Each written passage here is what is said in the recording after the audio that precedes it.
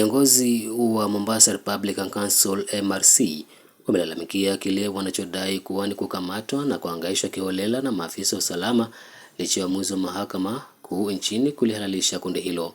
Wakizungumza na vyombo vya habari, viongozi wa kundi hilo wakiongozwa na Franklin Gumbo wamesema wanachama wao wamekuwa wakikumbwa na misukosuko kutoka kwa vyombo vya usalama hata baada ya kusisitiza kuwa hawahusiki na visa vya uhalifu.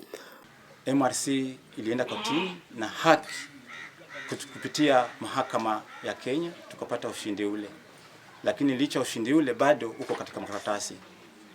Lakini serikali ile hivyo bado inatunyanyasa na kutushika, kutufungulia mashtaka, na ili hali judiciary yao ndio iliweza kutupatia sisi haki. Gumbo amesema uongozi wa kundi hilo umeanza kuchukua hatua za kutafuta usaidizi kutoka kwa miungano mbalimbali ili kufanikisha malengo yao kwa njia ya amani bila kusababisha umwagaji wa damu. Sisi tumepigania hatua yetu iliyofikia ni kwamba imebidi tuangalie njia zingine kwa sababu ya haki yetu. Tumetoka hapa, tumeingia Umoja wa Mataifa kupitia barua, tumeingia Umoja wa Afrika kuwafahamisha kupitia barua. Pia tumetoka hapa tumeenda Amerika kupitia barua. Yote hayo ni kuwafahamisha kwa sababu tunatafuta haki bila umwagaji wa damu. Licha ya serikali kututisha, kutuua, sisi hatuna lengo mbaya. Aidha, amesisitiza kuwa kundi la MRC bado lipo imara katika harakati zake za kutaka eneo la Pwani kujitegemea kiuchumi na kisiasa.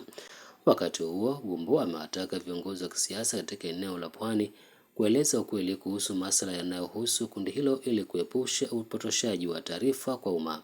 Kwa kifupi, naweza sema tu kwamba viongozi wa Pwani ama wa Kenya ambao wako sehemu ya Pwani ni kwamba hili swala wanajua vizuri, lakini hawezi kuungana na mimi kwa sababu wanadai wao MRC ni kundi haramu.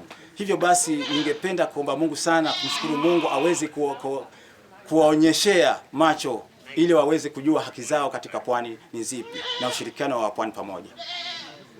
Hata hivyo, kiongozi huyo amedokeza kwamba idadi ya wanachama kundi hilo imepungua kutoka zaidi ya 200,000 hapo awali hadi kufikia takriban wanachama 150,000 kwa sasa. Kwa sasa katika Pwani nzima imefikia kama 150,000 kwa sababu ya changamoto za hapa na pale, basi wamepungua tofauti na 200,000 hapo mwanzo. Tuko nao registered kwa sababu kila mtu tukisema kwamba kuna jambo la MRC linahusishwa, lazima pia wao wako hapo na mchango wao pia ionekane. Ndio maana tunajua kama niko na harakati. Ali Vincent, Benvin TV.